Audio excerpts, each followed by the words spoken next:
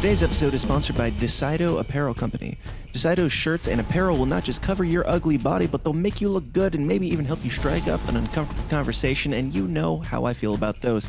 With grabbing designs like Where's the List, Operation Northwoods, Fetterman 24, Branch Davidians Should Have Never Stopped Shooting, and my personal favorite, Stanley Kubrick's Apollo 11, Decido shirts will have you opening up valuable conversation doors and building culture one wear at a time. Check out all their designs and support this incredible company now at Decido.com. That is DSYDO.com. Get it. We live in a new age, and it's time for us to upgrade our tinfoil hats. Operation Tinfoil is a freedom-focused small business and trusted sponsor of this show. Their super comfortable new line of beanies and baseball caps will not only crown your skull in style, but each of these dome defenders is lined with a silver mesh that blocks up to 99% of EMF radiation from cell phone towers, Wi-Fi, Bluetooth, and yes, even 5G. We don't know what EMF radiation does to the brain long term, but neither do they, so don't be their guinea pig and don't wait around to find out. Get your stylish tinfoil hat of the future today at gettinfoil.com. Use the promo code SYSTEM for $10 off your order. Again, that's gettinfoil.com. Use the promo code SYSTEM for $10 off your order.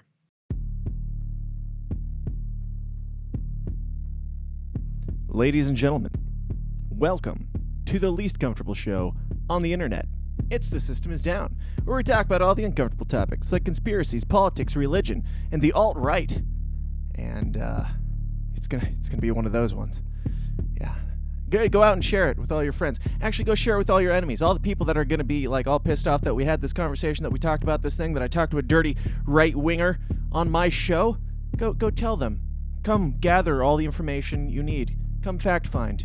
And, yeah, you go out, do that for me right now, and then we're going to very shortly, get weird. Where's my intro? Where? Let's get weird. All I ask is, if we have to give these bastards our lives, we give them hell before we do! The tragedy of our day is the climate of fear in which we live. Talking about the Salomon Brothers building collapsing. But ask the congressman to withdraw that comment and tell us that he really means that. Half of Trump supporters is what I call activist support. I don't know what I said. I did not have sexual relations with that woman. The Bible commands that certain people be put to death. Thieves were possessing weapons of mass destruction. 9/11 attacks were carried out by Al-Qaeda. Handle the truth! I remember that with that smoke! We are still here! We have to say yes to socialism.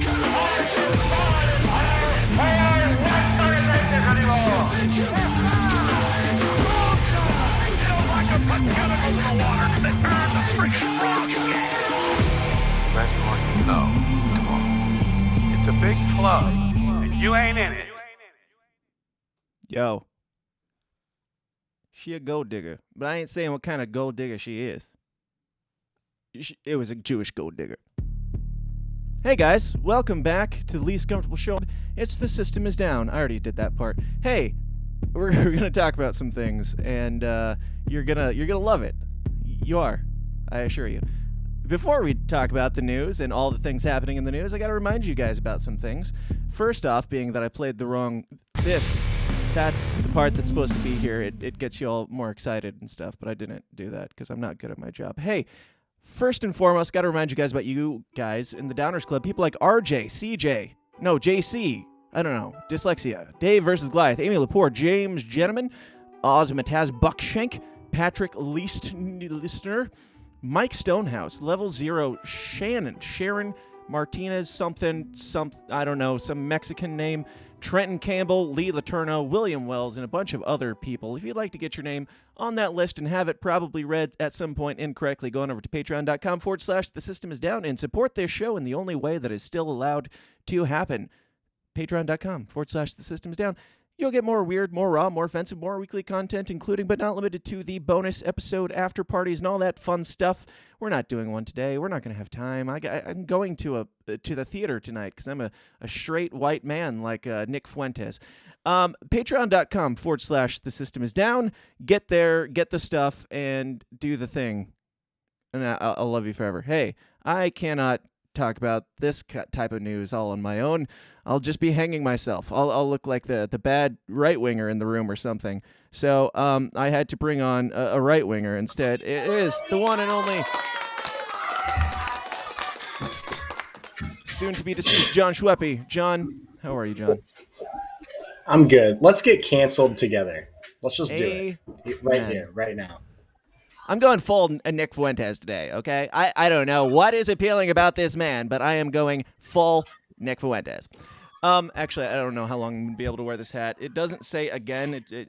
Actually, the system is down hat, but I feel like I'm just setting myself up for screenshots that I'm going to regret in the future by wearing it at all. What do you think? You can always disavow. That's what I do on your show, right? Like everything that's said, just get this out in front, disavow.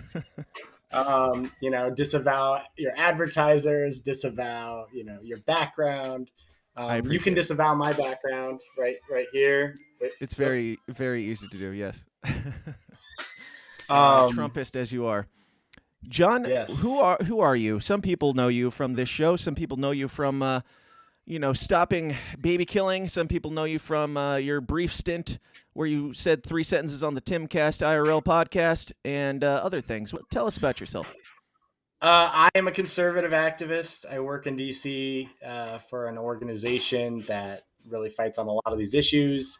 I think I'm probably most known for my fight against the big tech companies. And I'm going to be known for getting canceled in the next hour and a half, which is really exciting. Nice. Glad to have you. I don't know if it has anything to do with this show or anything, but I'm glad to be here to watch it happen to you. Now, Section 230 you came on a long time ago to talk about, and that's going on in the news right now. I'm not into it at all because I'm a professional. What do you know and what's going on with whole stuff? There's a lot, actually. There's a Supreme Court case coming up questioning whether it's even constitutional. And basically, like what it does is it provides immunity from civil liability for these large companies for the content posted on their platforms. Basically, if I want to sue you, I can sue you, but I can't sue amplifying what you wrote.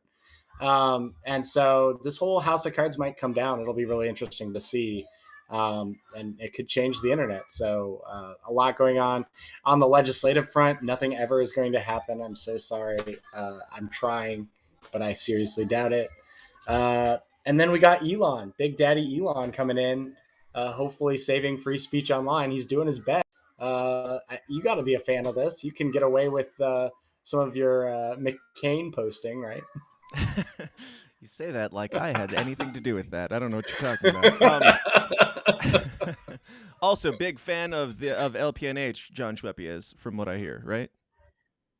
Was that rumor? Dude, those ads were. I will say this. I had those ads to everyone, and I was like, this guy is so like the Kaufman guy. I would vote for Bolduc because I'm a partisan, but those ads really make me want to vote for Kaufman.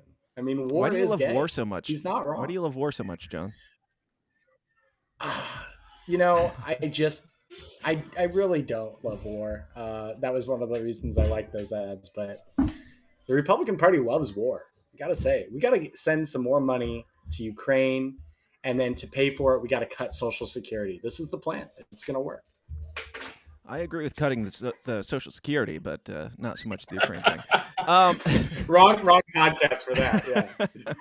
Yeah. Now, speaking of guns, I do have to share a brief story before we get into the news. I over the Thanksgiving holiday. Did you have a good Thanksgiving holiday, John? Anything noteworthy? It was awesome. Nice. I stayed at home, watched a lot of TV. It was great. Awesome. I went to my in-laws, and we were having a Nerf war with the kids, and one of the adults shot me in the eyeball with a Nerf bullet, and it was a direct shot, and I lost vision for the rest of that night. So that was fun. Oh my gosh. Yeah, it was a little unnerving. I think it's pretty close to back to 100 now, but it happened, and I don't know if it was my initiation into the Illuminati or what. I don't know if there's sacrifices that have to be made for that club, but it seems like a good gateway to some things we're going to talk about today. So Yeah, John, you, as you got a somebody, lot of work to do. yeah, as somebody in DC, you know more about this than I do. But like, as far as the Illuminati goes, after you sacrifice the eyeball, then what is the next step? Asking for a friend. You have to ask Madison Cawthorn about that. He had some thoughts on that. I think there's orgies. There's certainly some rituals. Mm-hmm. Pizza was a big part of this. You have to go to Right. a certain pizza place. It was the And faggiest then- place I've ever seen. I'm pretty sure that was Nixon on Bohemian Grove. I mean, Anyway.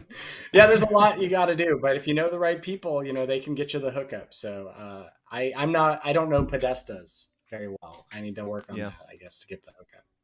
Yeah, I understand.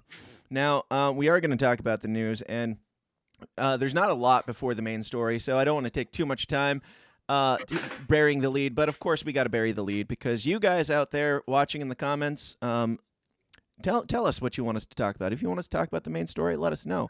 We'll get there in time, but it's up to you. Put fake super chats in the comments. Put in all caps, fake super chat, and then your comment if you want me to read it, because I'm not allowed to take money from YouTube. Never have, and never probably will be. But there is good news, because we always like to start off with the good news. Really set the stage for the things to come. The good news is not only, maybe you've heard about this, maybe you haven't, not only can you now choose your pronouns, you can also choose other grammatical structures and definitions. I just had a parent ask me my preferred adjectives because she wanted to comment on one of my photos, but she wanted to use words that I liked hearing for myself. That's the kind of allyship that I need. A+. I just had a parent. John, any thoughts on preferred adjectives? I think it's Basically, beautiful, and we're moving in a very positive direction with this one. Wouldn't it be wonderful if you could just live in the Matrix or just in a simulation, we'll just say that, and control everyone around you to do exactly what you want at all times? Because this is, I think, what the radical trans movement actually wants. And it's insane. The one thing I'm sorry, John. like the preferred adjectives for commenting on this are beautiful and only beautiful. Beautiful. Yes. This is beautiful. No, I just think like one of the things that drives me nuts about the whole thing is, why is affirmation from random strangers so important to some of these folks? Like, right. A lot of people hate me. It's okay. Say mean things on Twitter. It's not really going to change how I feel about myself. But yeah, I think that's like one of the biggest things, if you really believe you're the opposite gender, I guess live your truth, but you shouldn't expect other people to live in this world with you. And if them not living in that world with you makes it where you can't live in that world, maybe that world isn't real, So like that's kind of the issue. Your here, evil right-wing bigotry aside, like even if you set all the trans stuff aside, we're talking about how would you like me to define the thing in my opinion that I'm looking at? Like, it's not even a matter of what is that, it's how it's insisting that you feel a way about that thing. Like, what if she didn't like the outfit and she's like, well, what are the preferred pronouns? Well, the preferred adjectives are, I'm dressed very well today. It's like, but you're just not. So I'm sorry. Or like, you're just asking somebody to tell you what opinion you're allowed to give. That's all preferred adjectives can possibly mean. You're not able to have an opinion about a thing even. And is it even that rewarding to hear it from somebody you're basically compelling to say it? Like, right. Oh, what do you think of my nose ring? Here's a list of adjectives you can use. And they actually like hate it because it looks really stupid. Yes. They're like, yeah, it's like, this is creative. Right. So and you've got we both have kids. I'm sure you've seen this where the older child is like, I want to play with the younger child, but the younger child won't play the right way. So the older child's like, you need to talk this way and do this and make him say this. It's like, so do you want to play with that other person, or do you just want to hear the thing that you want to hear? Like, that's what this is. Like, there's no value to your opinion if your opinion is just repeating back what you're told. And I think that says something to the broader spectrum of all humanity right now. We all just have to live in this bubble of whatever opinion, and there's people out there who are terrified to say, like, she didn't have to comment on the attire of this individual at all. She could have just kept her mouth shut, but she's like, I want to comment. I'm not even sure if my compliments are acceptable anymore. Can you please tell me what the rules are? I've lost track. No, look, if you aren't willing to do exactly what authorities tell you to do at all hours of the day, then you are a fascist. You just have to understand that, Dan. Like that's what it comes down to. So freedom is fascism now. Speech is fascism. They're literally saying that. Speech is fascism. Yeah, basically. The next article is from, speaking of, I don't know, crazy people, the next article from thedailymail.co.uk, so you know it's legit. Biden's non-binary nuclear waste guru used Vera Bradley bag for a month after stealing it from airport and unpacking female victims' clothes, but claims it was an accident. Keeps job despite being charged, as White House says nothing. While this is a fascinating article, I can't get over how journalism has become, let's put the entire article in the headline, and then we'll just give you like some pictures. Like that's all this is. So this person, Matt Damon's doppelganger, who is non-binary. That's mean. To who? To Matt Damon. But I see it. Matt Damon. Yes, Matt Damon will be starring in the biopic of this individual. Okay, where to begin? Stole a bag. Did not have any luggage checked, any bags checked at the airport. Had no reason to go to bag check to retrieve a bag.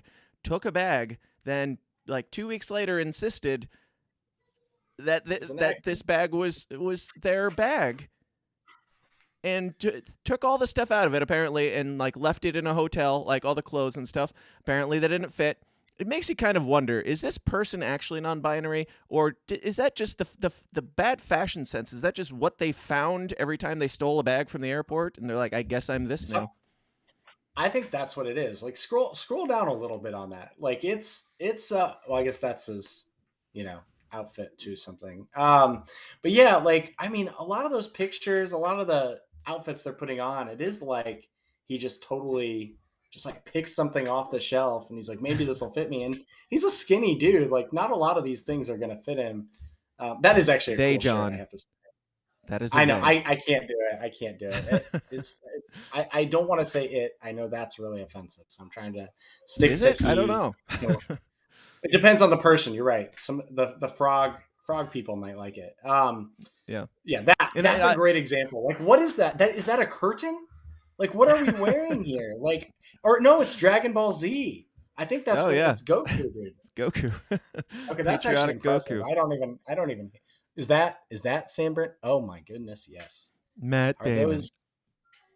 That looks like he got that necklace from like a Silent Generation old lady. Church Gladys. lady, and he's just like, I love it. Yeah, Gladys gave it to him. I like it. Yeah, I don't love the mustache. It's great. I can't. Like, I'm with you on the they. Like, I don't even care about calling a he a she, but they is like, that's where language completely breaks down, and I can't go there with you. Like, if you're calling a singular a plural, then that's societies collapse when we can't even communicate. And if you're calling one thing or one individual multiple things and multiple individuals, just with one word, then that's, I don't know. It's not productive. You're non-binary. Great. Okay. I'm not calling you they. You pick one. Oh man. What are we doing up there? Is that like some puppy shit? What are we? Oh, wow. Is he a vet?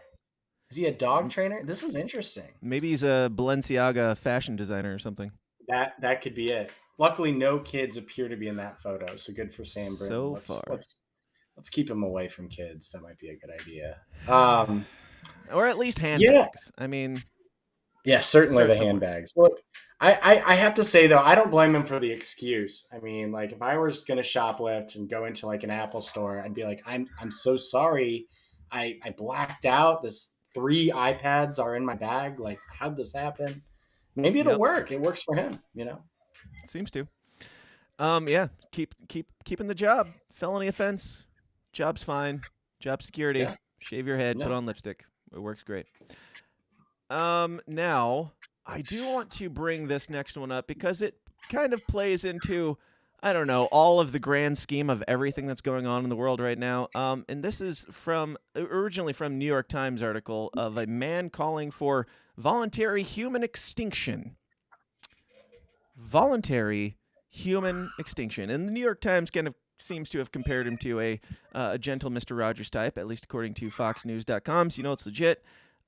So they were talking about this. I don't know exactly how gentle they were. I mean, Fox has a bias as well, and I'm not paying New York Times to read their article. But if they weren't talking about it in a way that was more along the holy shit, what the fuck line, then, you know, they weren't doing their journalistic job correctly. Now, I do have my main question here is what is more problematic in today's day and age? Is it calling for the extinction? The population control is widely accepted. We need to control that. But now we've moved into the voluntary extinction of the human race. Which is worse, that or racism? Jon Schweppe, your thoughts? They are, you know what? That's worse.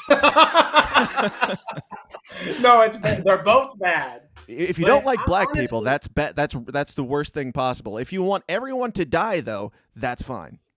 well, if let's say you're a racist and you don't I'm not, John. want Shut up. to, you personally, and you don't want, say, everyone to die, which would include black people, doesn't that make you more of a friend of black people than the guy who wants to kill everyone? Like, I would think technically yes. So it's an interesting question.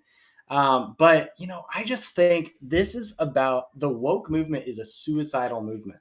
Like, it really is. Like, it's about suiciding the West. Nazi fags. And wait, what was that? Oh, that was our President Biden. Have you not heard this clip? No, I haven't. I'm hearing something there. Look,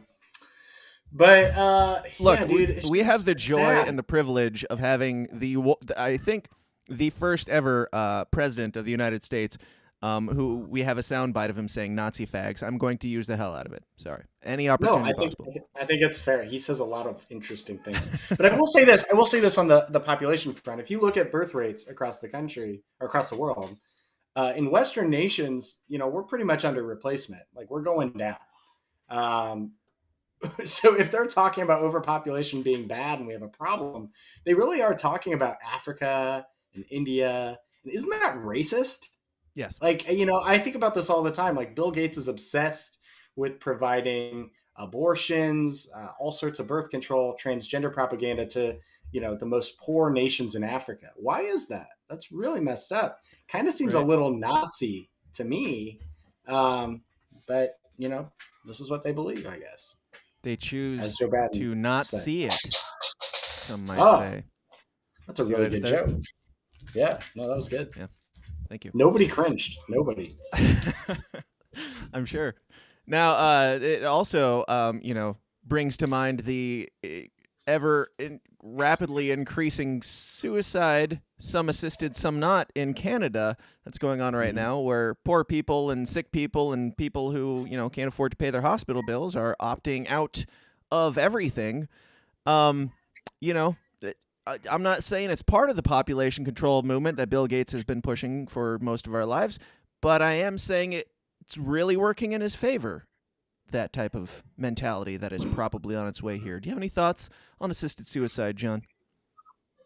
Yeah, it's horrible. And like, I think people don't understand the conservative position on this. And really, it's not conservative. It's like most people. But it's not just about like, oh, this person shouldn't have the liberty to do that. It's that people get exploited to do that, right? Like, if you're an old person, let's say you're, you know, 70 years old and you get, actually, we'll do something else. We'll say you're 45 and you get ALS. ALS is a horrific disease. And, you know, there's an argument there. Like, I don't want to put my family through this. I don't want them to see me like this. I'm going to cut my life short 3-4 years early. And that's horrific. And that's not what a civilized country does. And, you know, I just think it's really bad, and we shouldn't be doing it. You remember Futurama, how they had like suicide booths, and it was like supposed to be dystopia, and I really think like that's actually where we're heading quicker than the year 3000. I think we'll get there this century, and that's pretty messed up. Absolutely. And as a libertarian, not a conservative, I'm not a fan of assisted suicides. I think that they should be legal, and also they should not be I'm not entirely sure. Like, I used to be like, yes, assisted suicide, obviously the government doesn't have the right to tell you that you can't kill yourself, and they can't stop you, obviously, anyway. Either way, if you're really dedicated, I mean, just man up and get the job done. Do a better job, I guess. But it's the glorification and making it a viable alternative to like seeing it now in practice. I'm like, yeah, I see what's going on here. It's like, instead of, I don't know, we could start a GoFundMe to pay for Grandpa's, heart transplant or something to get him by for another 5 years. Or, I mean, that would be really inconvenient to do, and it would be a burden on the family for him to stay alive, and it would feel like a burden, like Grandpa is burdening the rest of the family to stick around, and so you become this like bad person for not wanting to die yet. And I don't know, right. It's and you know how this is going to work. It's going to be the poors that are the ones who actually end up taking advantage of assisted suicide, and the rich people will have access to all sorts of awesome technology. And if there are any oppressed minorities, who's going to be the first?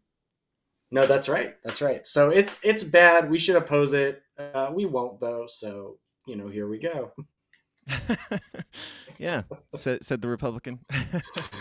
Yeah, we're not going to do anything. I mean, we don't like it, but, crap. Maybe we'll call a hearing or something. That might be fun. Yes. Post a few tweets. Also, I probably should have addressed the children screaming in the background. As far as I know, John does not have a cellar full of Hunter Biden children, but I can't confirm. Stay over there. No, now he's making sure that they they stay in their cells. Sometimes, so there's this like phenomenon where I will occasionally work from home, and my wife is wonderful, and but she's not big on the whole like let me take care of the kids while you're talking on a live stream. So we may have some interruptions. So, but yeah, no, I managed to keep Pius's face off the live stream, which is good because a lot of you are creeps. So this is not the live stream for kids. No.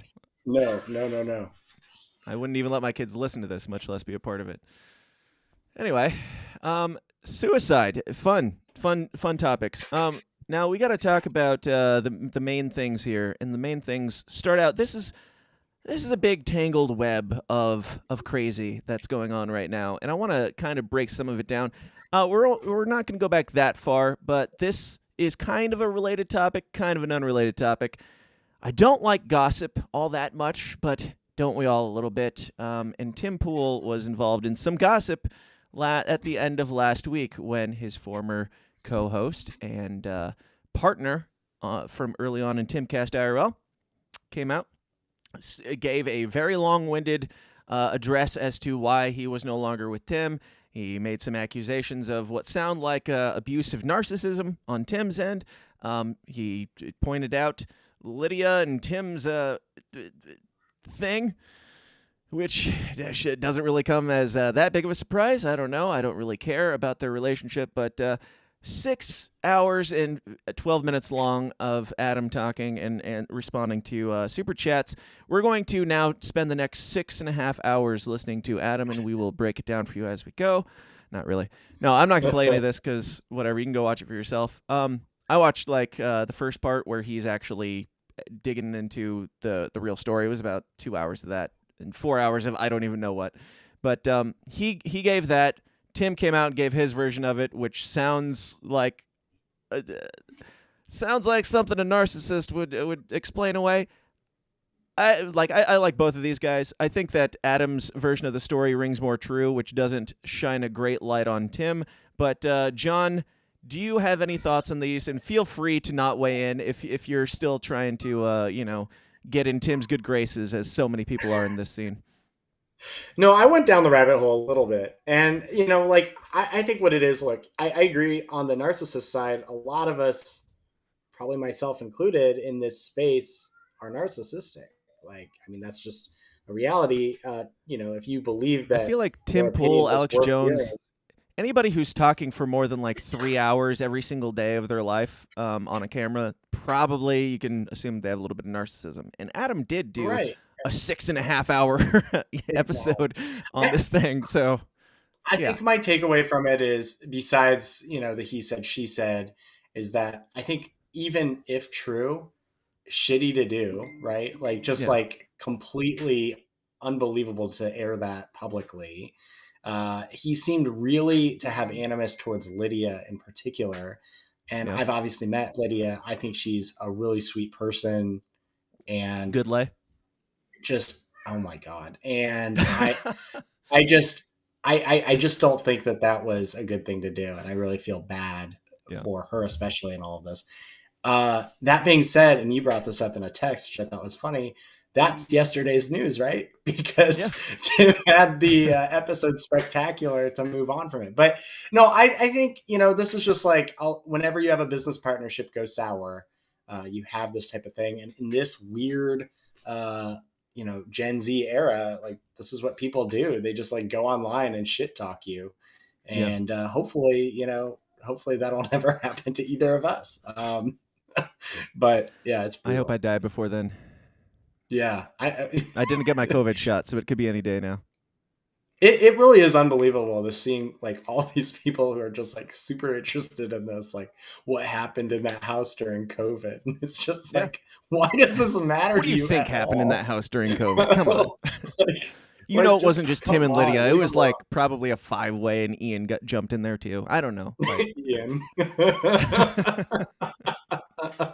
slipped a Oh finger my in. That's gosh, all. dude. It's not gay. Oh my God. So there's that, and I don't know. I find it interesting and fascinating. I do like. I don't know. I don't have that strong of an opinion. I do know that friend of this show, Carlin Borisenko, weighed in on this before Adam gave his thing, because Adam was kind of teasing that he was gonna say it, and then Carlin was like, "This happened," and it just so happened to be the exact same thing that Adam a week later would describe. So I saw that. Yeah. it does, check out in some ways, but whatever. I think that it could have been handled better. To me, it really just depends on what effort Adam made to like discuss it with Tim before airing it publicly. Because like, I understand that you've had this on your chest for a year or two or whatever, and it's been bothering you, and you have to put it out there because everybody's been asking about it. But if you insist on putting it out there, I don't know. And if Tim is controlling, then do you even give him the out? Even if Tim did the worst things in the world to him, I just think it's scummy. Even if he had a basement and like, full of corpses of children? Yeah, but then I would hope that Adam would go to the police in that scenario, right? Like, but like, no, this is just, it looks badly on you, right? Like, Adam's trying to do this whole thing. He's trying to build a career for himself, and you look scummy, I think, when you are openly saying, I'm going to betray someone who was like one of my best friends previously. Right. And I just can't imagine doing that. Like, even, somebody I've had an awful falling out with, like, I'm not going to shit talk them publicly, because I think that that's just makes you look bad. And yeah, I actually thought, I didn't see all of it, but I thought Tim actually handled this pretty well on his response. In terms of like not looking like he was, we can disagree on It's that. funny how he barely even addressed Lydia's existence in that entire 2.5-hour stream.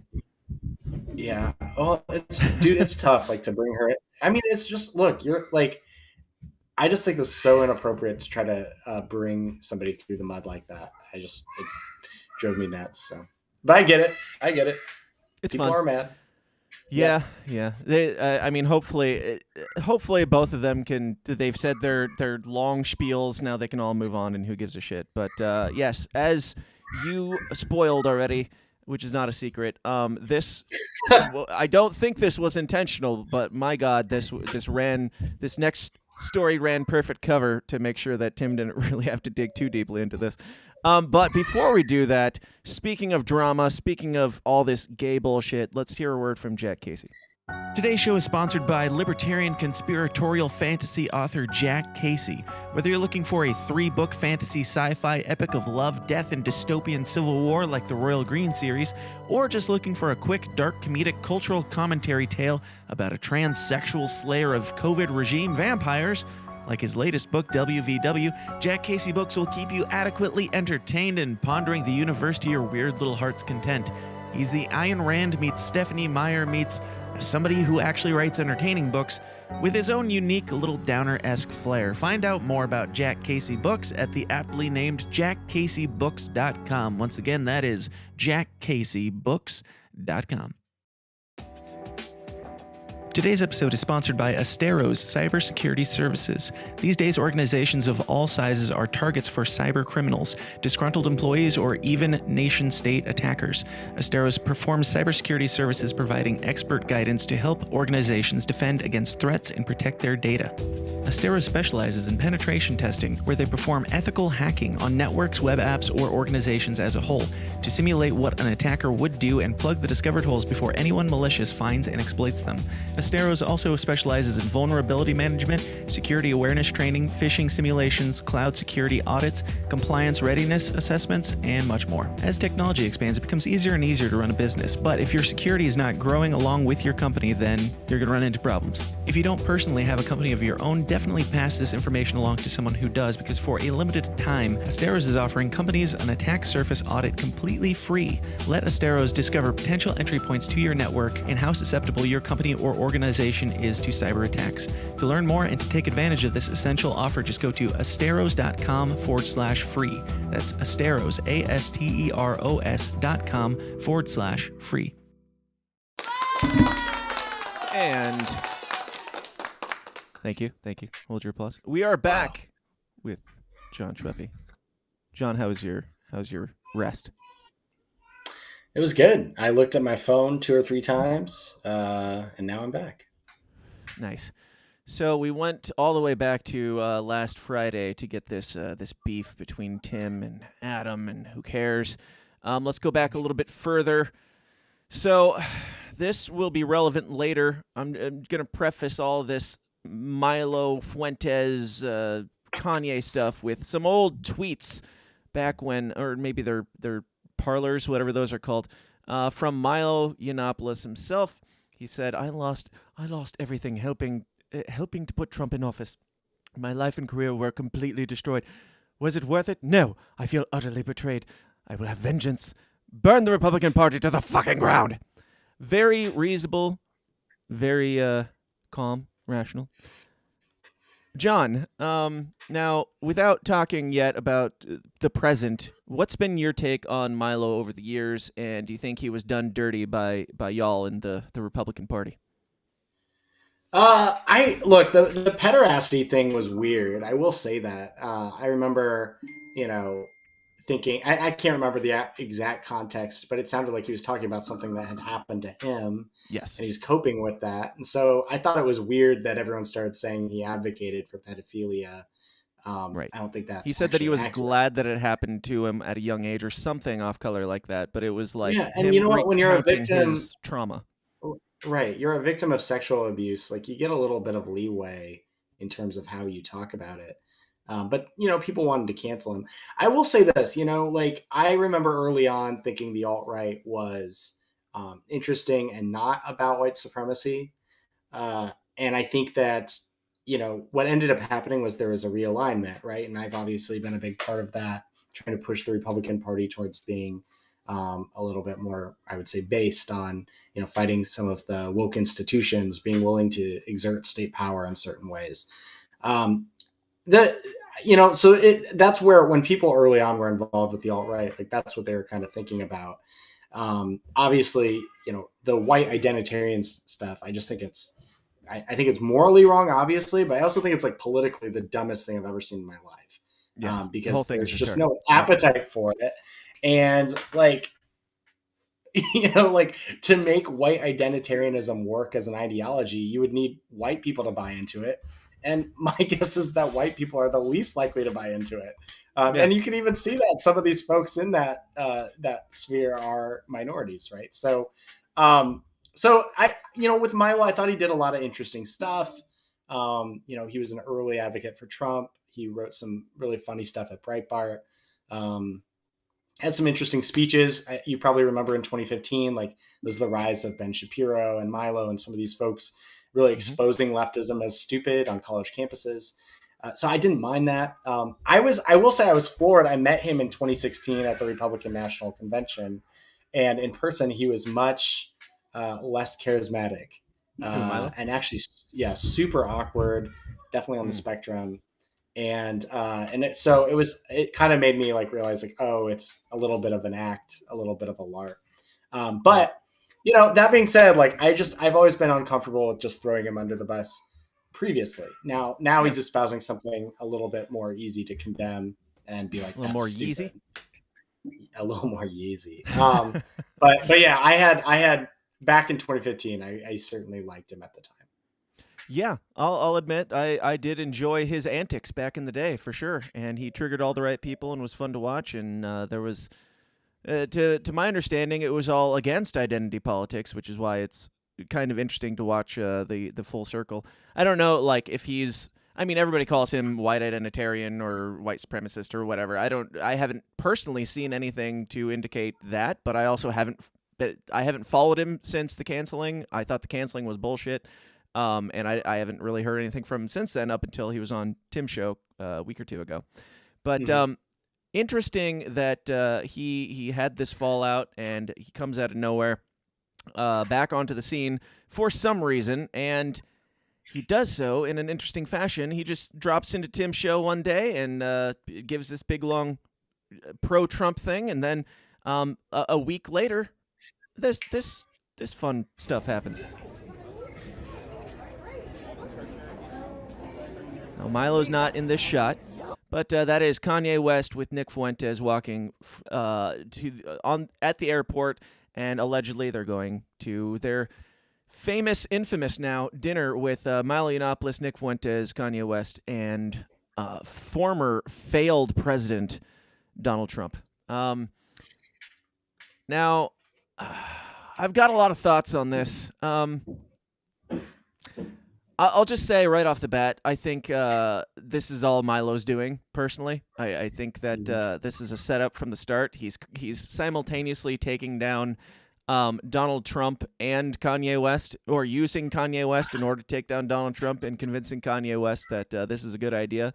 In my opinion, Kanye West is like he was wronged by some people of, I'm not going to say what ethnicity or what race. Anyway, he was wronged by people, and he started digging into some things, and I feel like Milo comes out, and he's like, if I had to put money on it, I would say Milo comes out, and he's like, you're being wronged, and I get that because I was canceled, and I've been gone. Kanye's like, yeah, I get you, and you're that cool guy. And then he's like, I know this other guy who just so happens could take out Donald Trump just by association. It's this frickin' Ned Flanders of supervillains, fucking gay-ass Nick Fuentes, which people are scared of for some reason. I'm not sure why. I think that Milo intentionally used Kanye West to get in cahoots with Donald Trump, used Nick Fuentes probably more willingly, to go along and taint the Trump pool. That is my theory, and I've got a whole bunch more to elaborate on that. But John, what are your thoughts on this dinner? I actually agree. I think your theory is right. Milo, I think Kanye actually said this on Tim's show, that he met Milo through Alex Jones' producer. And he was basically like, hey, you need to connect with him because, he's a fellow guy who's been canceled and all that. And then Milo introduced Nick to Kanye. But I think the thing with all of it is Trump shouldn't have met with them, obviously, but like I do believe that it was a setup, and the reason for that actually is my own experience with Fuentes. I've heard now 3 different times where he's snuck into events, or had a staffer, basically misrepresent who he is to their boss, and then get him into this event. It happened with Marjorie Taylor Greene a while ago, and it actually happened with Bobby Schilling. This is a true story. Back in Wait, Bobby Schilling's a groiper? I didn't even know. True. No. Well, the Quad City Times accused him of that because what happened was Bobby had a staffer on supporting his campaign and trying to help him out. There was some event in Bettendorf, and that staffer brought Nick Fuentes in and had him speak on stage. And this was early on, like much where nobody had any idea who Nick Fuentes was. Yeah. But then he started talking about Israel being, we won't get into that with you, but certainly a lot of like anti-Jewish stuff and some of this other stuff. And, Bobby had to like disavow it. Obviously he wanted to. And it was just like sneaky, freaking right? Zionist And that's kind of what he does. Right. And, I think like one of the things that's really annoying about him is Fuentes is that, I really don't think he has that large of a following. I don't think he has that much influence. The media loves him, right? Yeah. Because they can paint everybody with a broad brush. Oh, Nick Fuentes advocates for immigration restrictions, and so do these congressmen. Therefore, these congressmen are neo-Nazis. And he's just an edgelord. I mean, that's pretty much his shtick. He might be a Fed. I'm pretty convinced of that. And now he's trying to take out Donald Trump. Yep. Yeah. I have. Yeah. I just don't understand the Nick Fuentes thing. Like, I had heard the name for years because I guess he was like a former libertarian, and a lot of the libertarians, like, if anybody is like even sympathetic to anybody on the right, they're like, oh, you're like Nick Fuentes and you're an alt-right, whatever, blah, blah, blah. And I was always like, okay, I don't know who this guy is or anything about him. Then I finally looked into him, and ever since then, I've just been like, anytime he's trending, I'm like, just a reminder that Nick Fuentes is a fucking dork. And if you're scared of him, you're just as much of a loser as the people who support him and like him. Like, he is nothing. He doesn't have, he can't possibly have that big of a platform. But, I mean, now, because of all... It's exaggerated. Yeah. Now, because of all the villainy that he's been made out to be by the media, he has a much bigger platform than he would have if they just never mentioned his name or cared about him. Like, Trump wouldn't have cared if they didn't care. We've seen this before. Richard Spencer was a media creation too, right? Like, this exact thing is happening. And same as Richard Spencer, the guy's totally lacks charisma. Like, this isn't organic, right? And so I'm not going to sit here and deny that there are a lot of young Gen Z people who have fallen into this.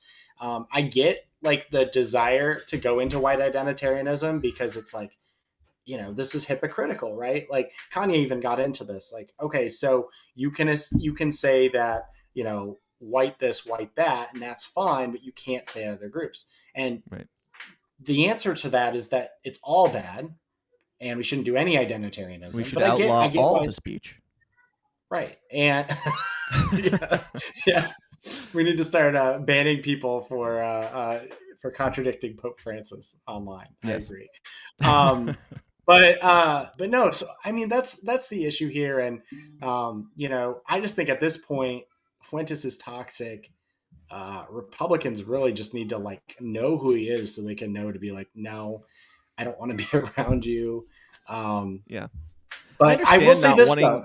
I understand not wanting to be associated with him, but even like Marjorie Taylor Greene, I don't know or care if she knew who the guy was beforehand. It's kind of like back when we were kids and there was like a Christian band who would play Ozfest or something, and you'd be like, how dare that Christian go speak to people that they disagree with on Jesus? It's like, no, that's a good point. Well, maybe that's the type of person they should be speaking to. Not that Marjorie Taylor Greene is, I don't know, maybe she is the Christian rock of the political world, but I think I've made my point. So this is where I will say I think is really important. I think what Tim Pool did was fantastic. And a lot of people are criticizing him for platforming and all that. And that's bullshit. We've seen what happens when you try to suppress people like Nick Fuentes. Like, it actually does make them more influential. It does. They become like Nick Fuentes. They become the main talk of the entire internet right now. Yeah. To some people, they become messianic figures, right? Like, he's, been killed by the establishment elite. So I think it's really important to air this stuff out. And what Tim Pool, he talked about this afterwards, and I know we'll get into the specifics, but like, I thought he made them all look like clowns and look actually intellectually vapid because there's nothing there to it. Right. And Yep. I think we should do more of that. And I think that's, if I were a liberal, like I would be thinking that about all of the I would be race thanking stuff, Tim race Pool if I identity. was a liberal right now. I would be like, Right. thank you for giving these guys a platform to prove that they don't have a platform, that they don't actually have anything to substantiate their claims, and they can't have the conversation. Right. But I think the woke left actually wants white identitarianism to succeed, because it makes it easier to, crush our liberties and call us evil and all of these different things. And so that's why they don't want to. They know exactly what they're doing, and that's, I don't know. This is where I go down conspiracy land, but like I think it would make a lot of sense if he was a Fed. Right.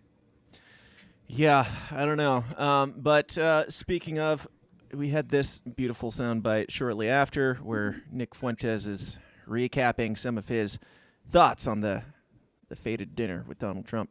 Yeah, I mean, I don't want to come across smug or anything, because I don't think that's really the right tone. I think it's kind of like, it's probably like tacky or whatever, but there's some smugness. Because like everybody hated on me. I feel like I'm entitled to that a little bit. Everybody hated on me forever. And it's up, Trump told me he liked me. Dude, I was just like, oh my gosh. Trump was like, I like you. I was like, me?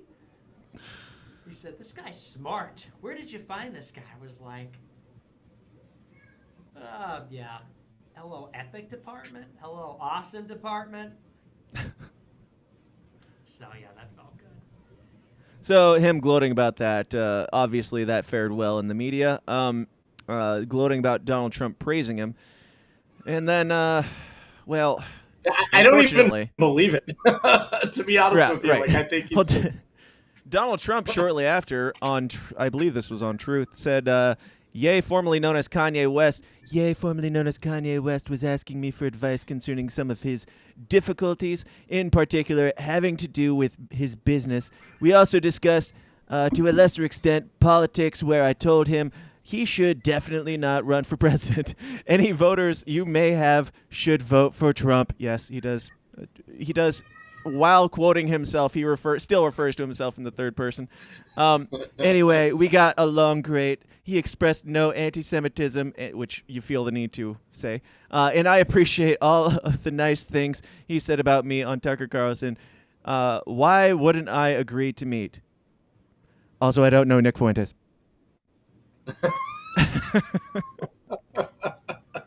Like he just sneaks. I wonder that if in they there made again. up. I wonder if Kanye must have called him or something, because he was much more angry previously. That's interesting. Yeah, I don't know. Look. Well, there think is another one where he's like fuming about it, like, oh, they used me or something. I don't know. I don't believe that. I think this was probably just, if this is real Donald Trump, then it was Donald Trump trying to save a little bit of face and be like, yeah, why would it? Or maybe that was more shortly after, before he realized what the issue was. I do think, though, it's interesting, and I'll point this out before we chat, that Donald Trump saying he doesn't know Nick Fuentes might not mean as much as you might think. I don't know anything about David Duke, okay? I don't know anything about what you're even talking about with white supremacy or white supremacists. After months of toying with the idea of running for president on the Reform Party ticket, the billionaire real estate developer has finally made a decision. I sat down with Donald Trump and asked him what he's going to do. Not running for the nomination of the Reform Party, or not considering any run for the presidency this time around? Not considering a run. Nothing could change your mind with that? No. Totally not. When you say the party is self-destructing, what do you see as the biggest problem with the Reform Party right now? Well, you've got David Duke just joined, a bigot, a racist, a problem. I mean, this is not exactly the people you wanted. By the way, this is the flashback. This is long ago when he said that he didn't like David Duke because he's a racist. And then, I mean, just that to point out, Donald Trump's brain can be a little bit slippery at times. Sometimes he forgets his white supremacist supporters. Thoughts, John? Well, if I was going to be Trump's press secretary here, I'd say, well, look, he may have forgotten, right? Like, you go into an interview with the talking point, you know you're going to say David Duke's name. Maybe you never met the guy, and then 20 years later you forgot it. I think that's, possible. But I think with this, it's just, Trump shouldn't have met with these guys, but like if they really were snuck in there, it's a tough situation. I mean, they couldn't And have been snuck in there, could they? I mean, do they it's not one vet thing, people like, going into his Mar-a-Lago home that was just raided when everybody's out to get him? He's just like, yeah, just bring your friends. It's all good. That is a good question. You would think they would do a little bit more vetting. But, again, like I think the thing that's craziest about this is that like Trump met with Kanye, they, are friendly, and then the instinct of Kanye afterwards is to just blow it all up and to basically be like, I'm going to air this out. I'm going to tell the media that Nick Fuentes was there to hurt him.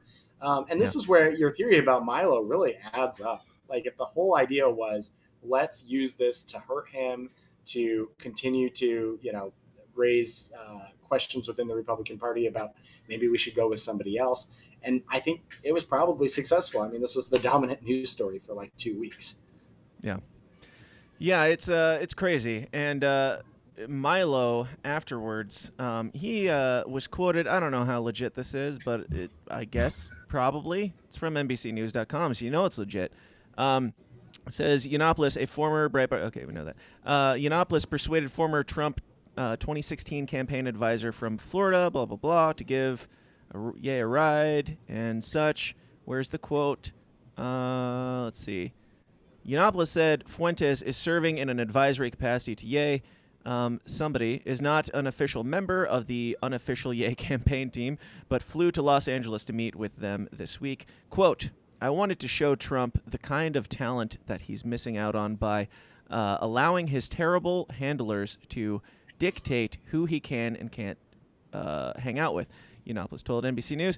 I also wanted to send a message to Trump that he has systematically, repeatedly neglected, ignored, abused the people who love him most, the people who put him in office, and that kind of behavior comes back to bite you in the end.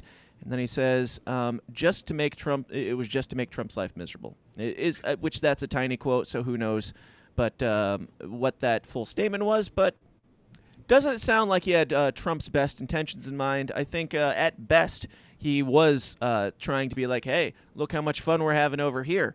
And in fairness, he's not wrong. He's playing the alt-right card of like, hey, look, we're the base crowd, which I think it's funny that now we have the alt-right because Donald Trump was like the neo-Nazi party or something is what we're supposed to believe. That was against the establishment Republican Party. Now we've got the new version of that because somebody's got to make it worse.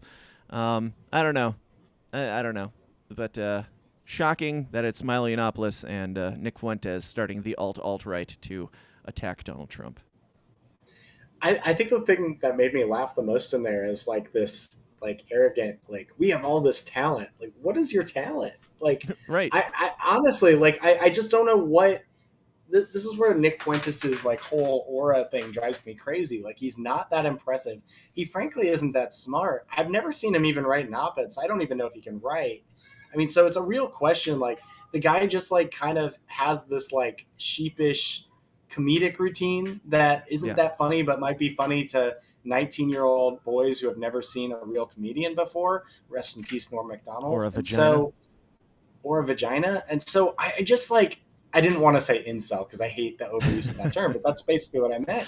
And like, I just think it's really pathetic. All of it's pathetic. And so I think Trump knows that. And so my hope is, like, I don't know. I really don't think he knew. And I think that matters. And that was kind of what Kanye said, who, by the way, going back to Kanye, like, I don't think Kanye's a liar in all of this either. Like, I think you're right. Like he feels spurned. He feels targeted. He's had people, kind of whispering to him and his own imagination about, that this is the Jews writ large rather than individual Jewish people who have wronged him. And it's affecting him. And these guys are taking advantage of that. And I don't know. That's why it's really sad. I'm a Ye guy. I'm like really depressed. Yeah, you're our Ye correspondent. Back when you started as a Kanye correspondent, but now you need to update your badge.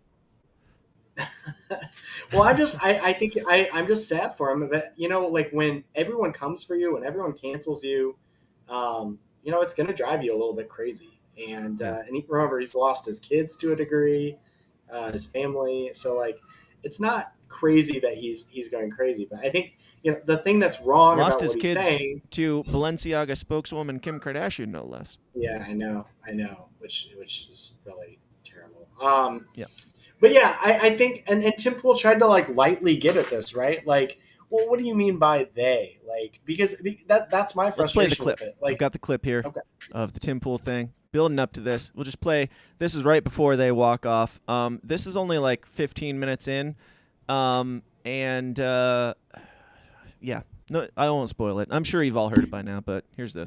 That if I had taken the medication, I would not be here, and it would have been, he was deeply troubled. We miss him. We love his music, though. Well, they would have Britney Spears too. I mean, they would have Michael Jackson or worse, yeah. So look at what they did. Look at what they did to Britney. When she went in, she was tired, she was exhausted, she was in a bad way. But 10 years of that medication wrecked her brain. You can see it. I think I'm in the wrong spot. I think I lost my spot when everything reset. Let me jump forward a bit. That's not false, by the way. I just want to point that aspect is really freaky. Yeah. When I'm literally they're trying to put me in jail for my opinion. But I get that. I'm not going to have that opinion. I don't care about people. Those are bots that are trying to tell you. We realize, look at Pence. He sold Trump out. You get what I'm saying? It's like I would have never wanted to do anything that hurt Trump. I'm on Trump's side. Trump said things that hurt me. He lied about me, but I mean, he's known for lying. And when people used to tell me that, he's a liar, it's like, I went into the trenches for Trump. That's another conversation. There was no one in my position that wore that hat.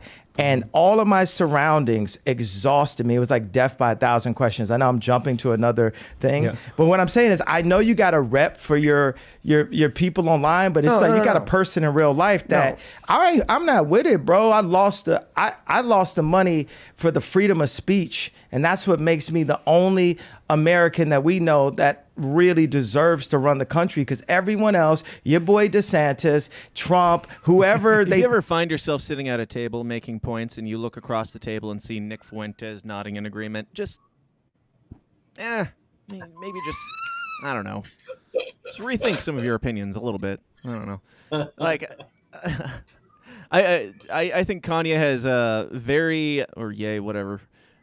very I don't know. It's like, it seems like he's on to something. And even the anti-Zionist stuff, I'm fine with that. I think Israel has a whole lot of problems that the Republicans are terrified to address.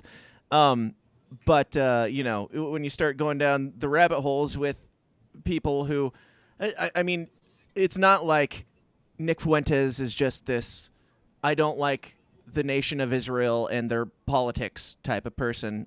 From my understanding, he's a little bit more than that with the racial essentialist stuff. And I don't know, like I don't even want to like throw him out and say that he's an irredeemable white supremacist or something. I don't know enough about the guy, and I know how easy it is for people to label somebody like that. I know that he's stupid. I know that he's got dumb ideas, and I disagree with a lot of them. And I also know that he makes dumb, offensive jokes a lot of the time, and I just mostly don't give a crap because he's not in power in any way. But yes, Nick Fuentes nodding in agreement with you. Just, I don't know, maybe take a pause, take a timeout. Maybe that's what happened here. They raising a petri dish over on the Democrat side is going to play the game. Look, and here's what I was trying to get to. You went right into the anti-Semite thing. I think it's something that should be talked about. But if you start bringing this up, you're going to ask my opinion on it. I'm going to disagree with you. I didn't ask your opinion on it. You jumped into it. But I don't care about your opinion. I like your opinion on how we win an election, but I don't care about anybody's opinion, bro. They tried to put me in jail. They blocked $2 billion I had. Like what I told Farrakhan, I said, look, is it anti-Semitic for me to say his name out loud? Like I told the minister. The minister. Like I told Obama met with him too. Oh, he was. Yeah, I mean the Jewish people allowed Obama to meet with the minister. So Farrakhan said, well, did he have the money? The contract for the next 4 years, if I hadn't done anything, would have been $500 million a year for 4 years. And jump ahead a little bit. Just sometimes I think about 7 thoughts at one time, because anything I see, I come up with like 7 answers to it and then just choose what it is. But the thing is, when I said my children, the reason why my brain kind of blocked, because it's like God is saying, You know, your children are gonna be okay. Baby mama's got money, right? God is using me. He's breaking. All right. I guess you guys use. I'm talking. It is about them though, isn't it? Where is? As I'm getting hosed down, found out that they tried to put me in jail. It was like a dog was biting my arm, and I almost shed a tear, almost. But I still walked in stride through it. Yeah. I think they've been extremely unfair to you. Who was they though? We can't say who they is, corporate can we? press. I'm not using I don't use the word as the way I guess you guys use. I'm talking. It is about them though, isn't it? I mean, because No. because when you think about it, consider it. In 2018. What do you mean it's not? What do I mean? Like, okay, so how about? Are you leaving? Are you referring to the press? He's gone. I'll say it right now. You guys want to bring that stuff up, and then Have think the we're not going discussion. to have a Like, conversation. have the discussion. Like you think he's going to come in here and say, "Here's my pain, here's my suffering." I'm going to say, "I hear you," and then he's going to say, "And it was Jewish people," and I'm going to be like, "Okay, but don't you consider?" So I'm not going to do this. I refuse. Make sure he's cool. All right, go for it. Luke and I will have a conversation. All right, so there's that. Just for context, if you didn't watch before, like a lot of people are like, "Oh, he shouldn't have platformed this person, or he shouldn't have brought up the article in advance. He shouldn't have brought up an article that said anti-Semitic stuff." He was kind of triggered because that, according to Tim, Kanye was shown the article. They discussed it in advance. It was all everybody was jovial and happy. And according to Luke, after this all happened, they stormed out. They went and they got in a car, found a private jet very quickly and conveniently, and took off, which is leading some people to believe that this was planned from the get-go. And even if it wasn't, like, I don't know. Luke said that when they were in the car, he's talking to Kanye, and Milo and Nick Fuentes are just like giggling in the back seat or something, like children. It's like, it kind of I don't know if it's true, but it certainly checks out that these people just used Kanye. They might have had a conversation with him about the plan here, or they might have just known that he would blow up and walk out or something, or maybe they convinced him, hey, if this happens, you should just get up and walk out. That'll be even better for views or whatever. But whatever. There's Which a lot it of was, coincidences. I think. Oh yeah, this as big as this would have been. I mean, Tim definitely isn't talking about his relationship with Adam at this point. So it's, I mean, it wins on all sides for everybody involved here, but it looks bad for the three of them at the very least. And I do agree with you that I think Tim handled this as well as could be expected, because he did not push back. It wasn't like pushback. It was like, I disagree with you. Like, if that's pushback, and if these crazy edgy right wingers are like, Tim was too hard on, like, that's some freaking I don't know, that's some snowflake bullshit right there. If you can't handle somebody just mildly disagreeing with your inflammatory opinion on their own show, like, I don't know. I'm rambling, John. Yeah.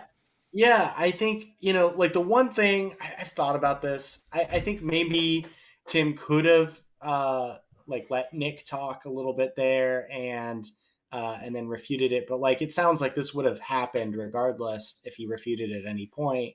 Right. But like, what what's was he he supposed going to to do? do? Let him talk about anti-Semitic stuff for Right, 2 hours right. straight This without this interrupting? is the problem, especially in today's era. And I don't think Tim really cares about being canceled or any of those things. But like, people do interpret, like, if you don't, say, hey, I disagree with that, at least within like a minute or two, they're going to interpret it as agreement. And, the reality I already feel here that way is about like 3 things that you've said on this show. No, but that's very true. Like, I just think, like, if I was out here and I was saying, like, we need to ban all the trans people, you'd have to disavow. Maybe you wouldn't. I don't know. But no, I don't have to do anything, John. I'm a libertarian. But I think, like, the key thing here is that, I think Tim handled it well. And I'm disappointed because, frankly, I would have liked to see the 2-hour show, because I think Fuentes would have been put in his place and shown to be an intellectual idiot. Kanye, again, I'm sympathetic to him because, like, he has gone through a lot, but it's all personal anecdote stuff. And then he's just drawing a larger pattern. Like, my trainer, who's a freak, like, I mean, all of these things you can read about his trainer, it's really messed up. But he's Jewish. So that is evidence of a larger cabal of Jewish elites. And like for me, I do think there's a cabal. I just don't think it has anything to do with Judaism, right? Like I do think that there's we have horrible elites in this country, and we have to do I everything think they're we can Satanists, to. actually.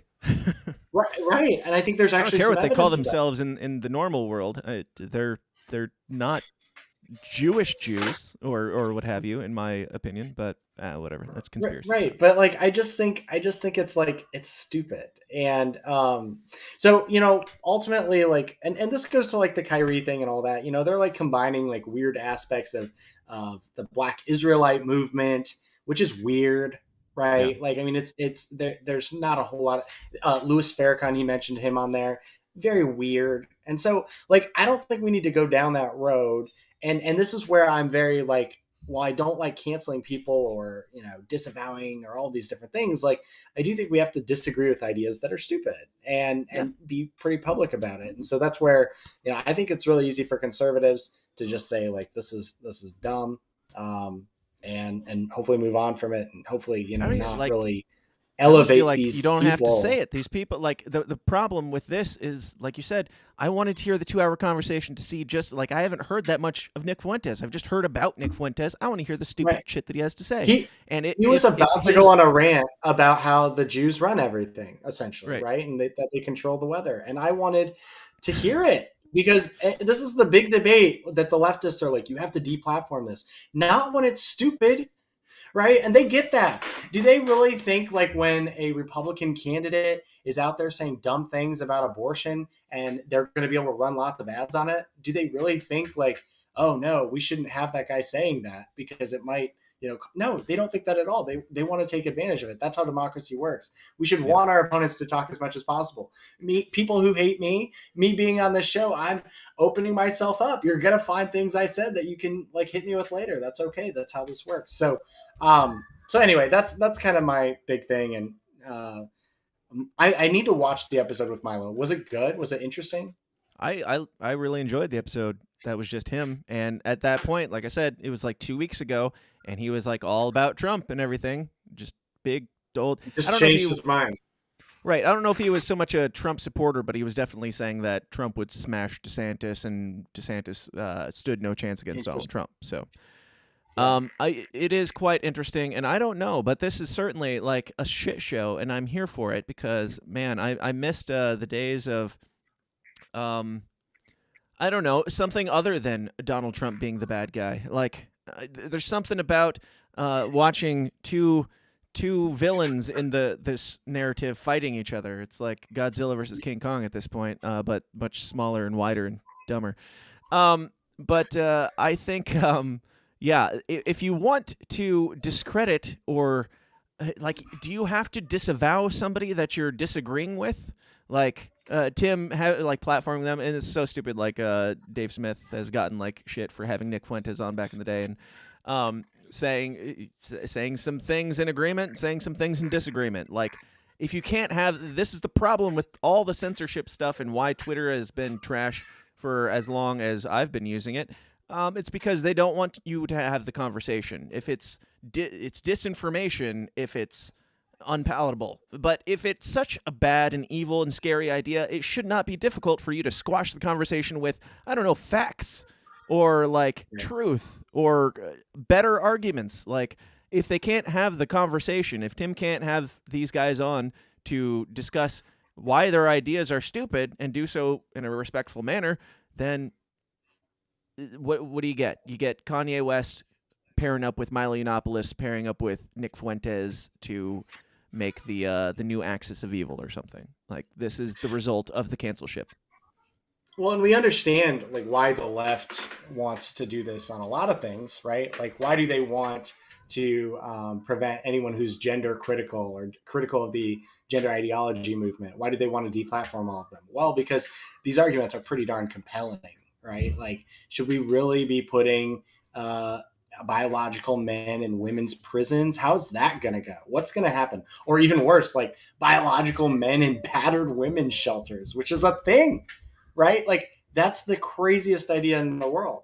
And people understand this intuitively. And so if I'm allowed to say something like that, that could spread and we could actually like lose, Well, that's how democracy works, babies. And like, the reality is they use the racist stuff because that's an evil that everyone acknowledges. Like, we need to deplatform the racist because racism is bad. And 80% of people, probably more than that, are like, oh yeah, that's a good point. Like, I don't want to hear racist ideas. Right. The only people who are concerned about being called a racist are the non-racists. Like, if you meet a racist and they're like, a racist for real, they're not that secretive about it. They'll let you know, typically. And I have yet to meet any. I mean, there are people with racist tendencies that I've met, certainly. But somebody who's like a flaming white supremacist or like a catboy white supremacist or what have you, they're not that secretive about it. And it's like y'all spent the last 6 years calling everybody a racist. And now if there is a racist in the spotlight, and you're like, you got nothing left to call him. That's what I'm saying. And like, now that we've got tier 3 above Donald Trump with these guys, I am curious as to what the label is that they can even use. What do they have left? Yeah, they don't really have a whole lot. I mean, we're the worst scum of the earth at this point. But like, I think, like you think about like what racism really is. It's the belief that one, group in society is superior to the other and should be treated on a different ground than the other and all of that. Like, well, the only racists truly that have power are the left, right? Like they truly do believe, and their justification is the left. Some Jews happen to be in the left, and many Jews in the right as well. But no, they really do believe that it's morally just to, for example, not admit whites to college, not admit Asians to college, because we need to admit more African Americans for equity purposes. It's really, releasing people from prison because we have too many of a certain color in prison, even if they've done some really horrific things. And, oh, guess what? They go out and do horrific things again. I mean, that's an actual racist ideology. A lot of what the left accuses the right of being racist on is really just like recognizing, the differences. And I don't think that that's truly a racist thing. So what I don't like is, again, I think the conservative movement for the longest time has aspired to do what Martin Luther King has done, which is did, I should say, rest in peace. And, really did Martin try Luther to be King colorblind. send nukes to Ukraine? I don't remember that in the history books. It's a long time ago. Very possible. But no, like, I mean, I think, nobody's even willing to say it anymore, but like, we should be colorblind, right? Like, that is actually the ideal. If America's going to survive as a, multicultural country, like, then obviously we should want to be colorblind, and where we're all, this is a bad example because soccer is fake and gay, but we should all be watching the World Cup together and be excited about it. And because it's our country, whether you're white, black, etc. So I don't know. I just think it's really sad that that's not where we are. And this alt-right movement popping up on the right, it's just, a reaction, a natural reaction, but I think a wrong-headed one. Yeah. And I do think it's worth noting that Kanye West, one of the people that he was dropped by, who his ex-wife, as I mentioned earlier, is not dropped by yet, is Balenciaga, which you guys may or may not have heard of. I mean, I don't know how deep we need to get into this. I know that we are at about time, and you can leave whenever you need to, but I do want to get your thoughts on the Balenciaga thing. And for those that don't know, we talked about it in the after party last week, but it's basically Pizzagate 2.0, and just a lot of shady stuff involving pedophilia being widely spread and widely glorified in fashion culture and lots of other areas in life. But John, what's your take on this as the QAnon guy? Well, I never got down the QAnon rabbit hole, but I did get down the Pizzagate one, and I think we've talked about that probably on your show if somebody wants to go back and cancel me for that. But no, look, I think there was a lot of truth to the Pizzagate stuff. It's weird and creepy, and we don't know why it's happening. But now, there's this effort, even like, don't look at Balenciaga for a second. Like, there's an effort by the left to sexualize children more and more. It's weird. Like, why are kids at drag queen story hours? Because for whatever reason, the left is obsessed with exposing kids to this stuff at earlier and earlier ages. And the Balenciaga stuff is kind of like, I would say, a reaction to that. They're not even trying to hide it anymore. They're laughing at us. And there are true pedophiles that are in elite society. And so you look at the reaction, and this is where Kanye has a point, I think. Like, you look at the reaction to Kanye because he said some really, wrong things. And then you look at the reaction of Balenciaga, and it's totally different. You've had like one or two celebrities come out and say, oh, this mistake Balenciaga made, I'm very concerned about it, and I'm reviewing it. Dude, if Balenciaga came out and said the N-word, like, everyone would kill them. It would be done. Right. But you have literally Supreme Court cases there talking about legalizing child pornography. You have children posing, and really you have the images on the screen. Like, that is so fucked up. It's not even funny, and we are just fine with it. And so, of course, people are going to believe what Pizzagate and what all these things are saying, because it's enough of it has been true to where you have to ask those questions. We had Pedophile Island in real life. It's a real thing. It was real. And they got charged and charged for trafficking children, but we don't have a client list, and we never got the list. Epstein killed himself, right? Like, I mean, this is just laughably, anyone who's like approaching this with any reasonableness knows that we are being lied to and stuff is being hidden from us. The question here is why. And again, this is actually like very similar to the Fuentes stuff. Like, bad ideas should have the ability to be out in public so we can counter them. The reason they're not letting these ideas out is because they'll get crushed. They know that the truth will actually crush them, because if we knew what was exactly happening here, we'd be beyond furious, right? And so this is where I just think we have to keep doing this and not be afraid of it. And this is where your show, I think, is so important. Like, I obviously think most of your conspiracy theories are crazy, but like, if we can't question this stuff, the moon thing, though, man, we talked about that. Holy cow. But if we can't question this stuff, like, democracy's done. It's over. And so I think that's really important that we push back. I'm on webcam. The moon landing was fake, but that's not what we're talking about here. Dude, okay, I saw that video, and I am just like floored by it. I don't even know. You're gonna have to be a lot more specific than that. The one where they were showing the Earth, supposedly the Earth, outside the window, and then they took down the so they're far away, right? And then they took down the black stuff, and then all of a sudden it was like they were actually in orbit. And I was just stunned by that. I couldn't believe it. And I don't know. I mean, it's just like, once you see their cardboard cutouts, it's hard to go back. Right. Exactly. And I think COVID, for a lot of people, like, now that we've seen what our government is capable of lying to us about, the vaccine, all these different things, like, now I think that just opens up for all of this. Like, what else are they lying to us about? Why wouldn't they lie if it's something that's really inconvenient and bad for powerful elites? This bank, I'm sorry, I'm going on a rant, but this Sam Bankman-Fried stuff, like, literally every politician in DC was taking money from him to let him continue to do his stuff. Who got screwed? Everyone who had crypto in not just FTX, but in all of the exchanges that were bought by them. And so, like, again, so what you're saying is you don't agree with most of my conspiracy theories. However, they're all true. I think it's surprising how many of them end up being true. But I think, again, like, this has been my argument. Like, as elites continue to fail us in shocking and just unbelievable ways, I think conspiracy theories become even more obvious. Like of course people are going to believe them because they have no faith in the system. And I'm going to leave you with this. You're going to love it. The system is down. Beautiful.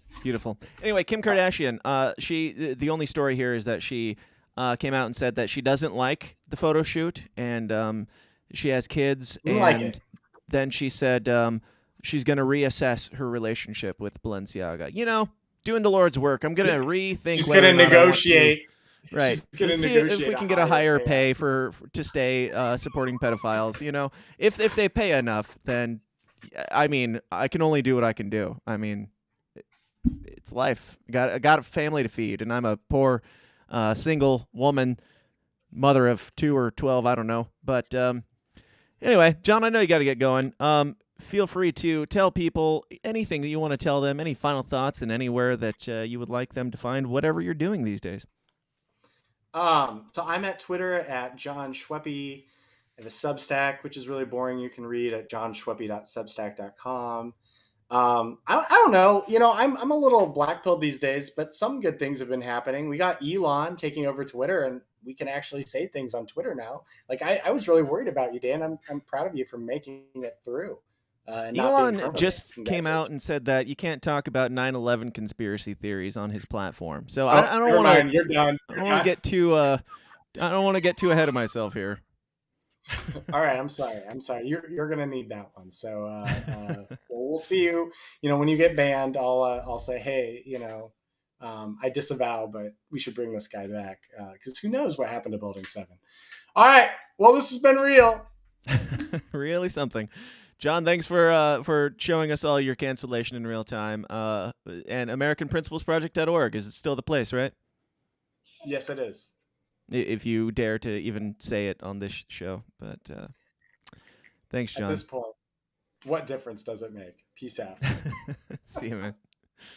All right. All of you, thank you for tuning in. I will read some of your fake super chats. I knew that he had to get going here soon, so I did not want to take up his time with your stuff, and hopefully they weren't meant directly for him. But we do have fake super chat from Nathan Klein that says, hold on, I can't see it. Nobody is getting a +2 to meet former president, not even Ye. Exactly. I agree with you, and I know that Malice made that point last night, and it is a very fair point. I don't think there's any chance in any reality that, even if it was, let's say, Jimmy Carter or Barack Obama, I mean, they have Secret Service and all that still guarding them and everything, obviously. I don't think that they would let just anybody come in, and they don't have as much to fear as Donald Trump does as far as trusting people and as far as, vetting and screening people who are just waltzing in off the street. I don't know. That part really confuses me as to it. If I had to guess, I would suspect that Donald Trump was probably maybe he kind of had some information on Fuentes or something, probably somebody around him, which has been Donald Trump's biggest issue his entire time, is that he surrounds himself with stupid people, people that are even stupider than him, it seems like. But I'm guessing that somebody might have said something about it, and there was probably a discussion to be had between him and Kanye or Ye was like, no, he's cool, he's fine, he's whatever, he probably vouched for him a bit or something. I don't know. I don't really know. But I don't believe that Kanye West just waltzed in and had to strain people that Trump knew nothing about. I don't buy that.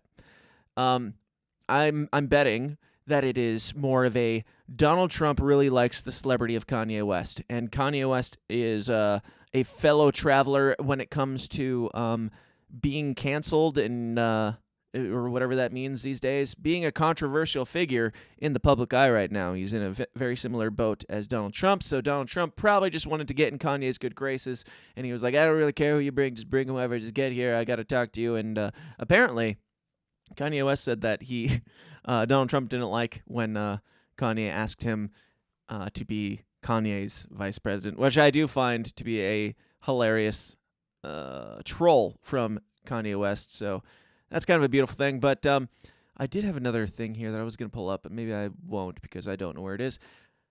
Yeah, I don't know. I think that most likely Donald Trump was just starstruck again by having Kanye West back on the team, and he was trying to get Kanye to be a supporter, and it's really hard to tell what Kanye's goal is at this point in any way whatsoever. I think that he's probably once again running for president as a publicity stunt to some degree. I kind of doubt that he'll make it to the primaries for the Republican Party if that's the way he's going. Will he bring back the birthday party? I don't know. I don't even know what happened to that. Seemed very short-lived. Yeah, I think he'll probably maybe dip his toe in the water of the primaries and then maybe not. I don't know if he would even make it that far. I don't know if Kanye's ego would allow him to get to that point, knowing that he's probably not gonna clean sweep. I don't know. Maybe he would. Maybe all Republicans like Fuentes a little bit more than I do. I don't understand why anybody would like Fuentes at all. Kanye makes some good music, and he's kind of a crazy person. He's kind of fun to watch. Milo's kind of a crazy person, kind of fun to watch. Kind of a snake, sounds like. Even, I know Lauren Southern has is in the bad, naughty crowd or whatever, too. I don't know that much about her either. Never followed her. But she made a video a few months back where she was basically bashing on Milo Yiannopoulos and talking about some of the shady shit that he did concerning her. So I don't know. I don't trust Milo. I don't trust Nick Fuentes, obviously. I don't trust Donald Trump. And I probably trust Kanye the most just because I think he's kind of being used in this situation as a pawn, and he's got some opinions that are unsavory. And, it seems like I know there's a lot of people that are going to be like, oh, how can you be a white supremacist and also be on, and even Tim Pool points this out, how could Nick Fuentes be a white supremacist and also be supporting Kanye West? Well, if these people, I'm not saying they are white supremacists. I don't know. I don't know if these are actual views that they hold. Assuming that they do, it is even more white supremacist for one of these young white lads to be using a mentally broken individual of color for their bidding. So I have my issues, and again, I'm here for the shit show. Nathan Klein also says, fake super chat, 2 traps you should avoid. 1, caring about what others think, and 2, thinking that others care. It's a very cynical way to be. I don't know if I agree with that, but I would say that 100% applies when you're dealing in the world of politics. You got to trust some people at some point to some degree, but if they have vested interest in political douchebaggery, just know it's probably only a matter of time before they become a politician, which means that they're going to be a scumbag. Yeah, I mean, that's not a rule, but it certainly seems to be a trend. Nathan Klein also says, fake super chat, justice for Lisa Poole. Yeah, Lisa Poole, Tim Poole's sister, made some statements on TikTok, I hear, as well, where she said that Tim was contacting her daughter and warning her that she would be taken away from her mother. I don't know. This whole family is messed up in the head. It doesn't look good for Tim as far as PR, in my opinion. I think a lot of the stuff seems to ring true as far as his personality, but I'm not going to, put all my eggs in the basket of people who are less famous, judging a person who's more famous. I don't know. I think there's problems on all sides. If what Lisa is saying is true, then that is really, really bad and probably the worst thing that I've heard out of all of this. But I don't know Tim's relationship with Lisa. I don't know their situation. Clearly, the family has some issues, and according to Adam, even the brother, I don't remember his name, but Tim's brother has sued them and hacked their services and stuff like that. I don't know. Whatever. Who cares? Danielle says, fake super chat. I miss the old Milo. Yes, I do too. I miss the gay Milo. That was the better Milo when he was triggering the left by checking all the boxes that made him kind of invincible to the left attacks. The only box that he couldn't check was being a child. So them calling him a pedophile worked out nicely. But yeah, he according to him, he was gay, Jew, which is interesting now. I don't know if he still identifies as Jewish or if he's, I guess he would be nationally Jewish or something, but he used to go by gay, Jew, with a black boyfriend, all this stuff, which made him kind of fun to watch because the left couldn't attack him on any of the racism, sexism, whatever, straight white male shit. Now he's according to him, a straight white male. And he doesn't have those, so I guess he has to go for Nick Fuentes Association and co.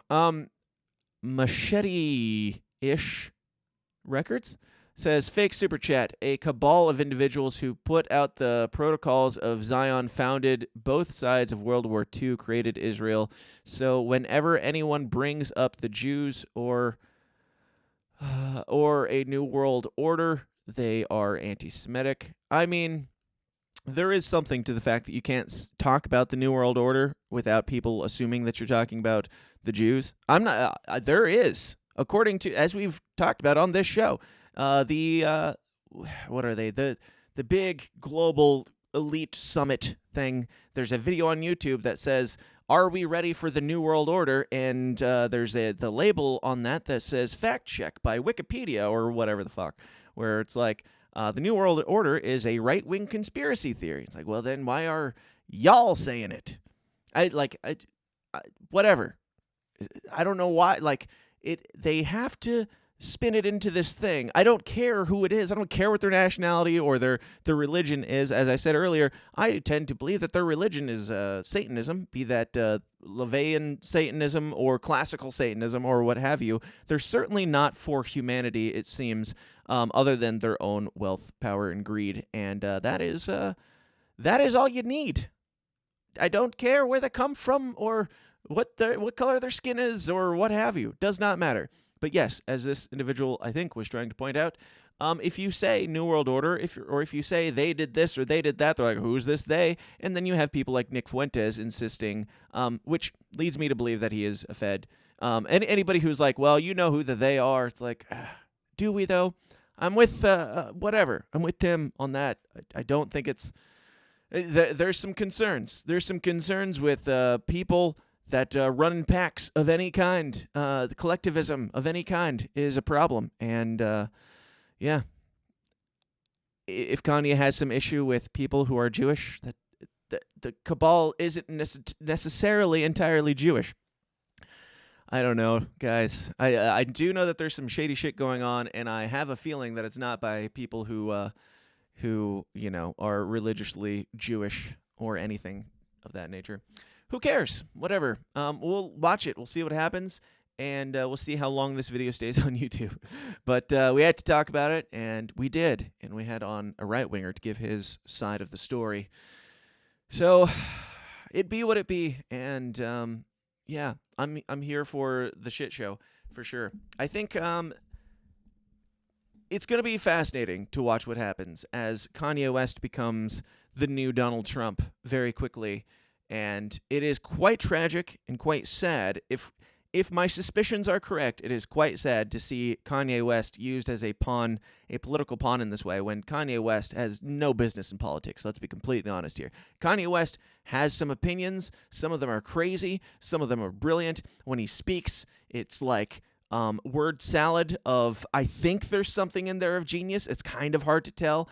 I think his brain is a little bit broken, and maybe not the same drugs as before, but maybe some drugs could help.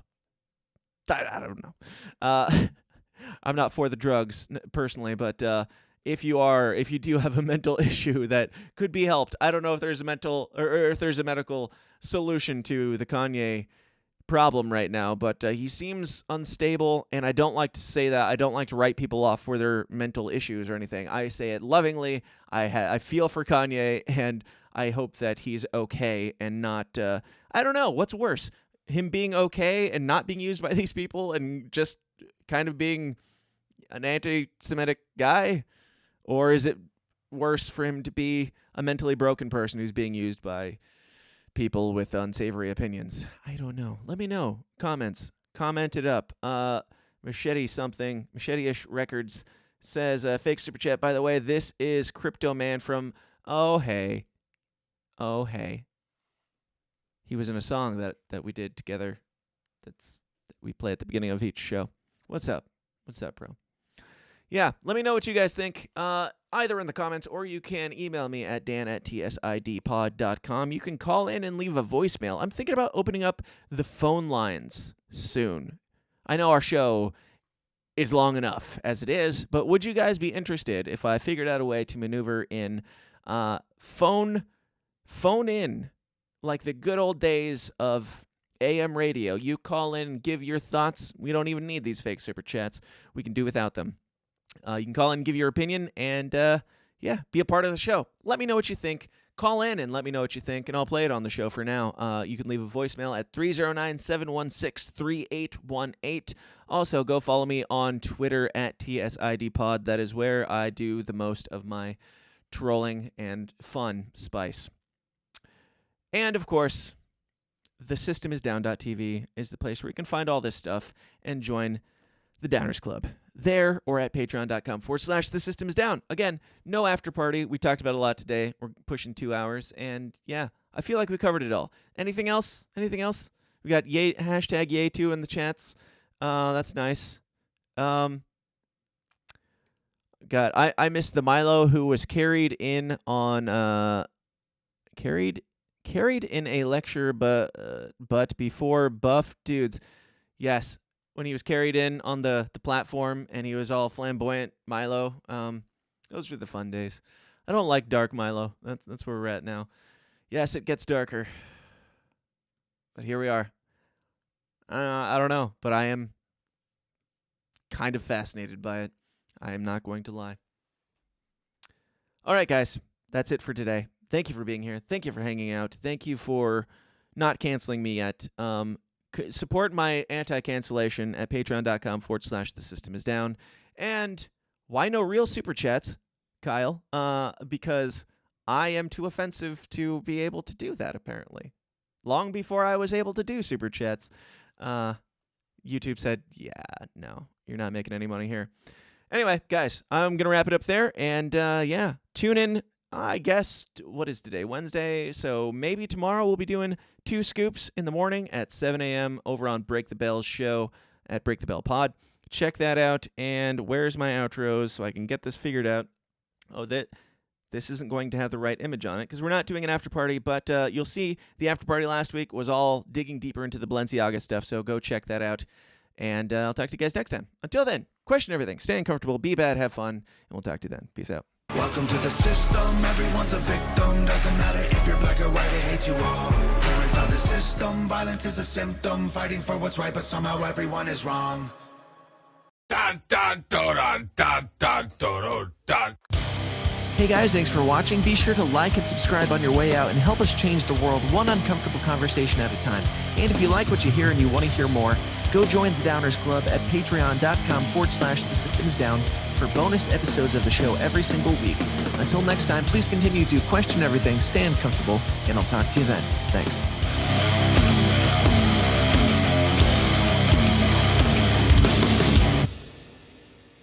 This has been a Goulash Media production. GoulashMedia.net. This concludes our broadcast day. Click.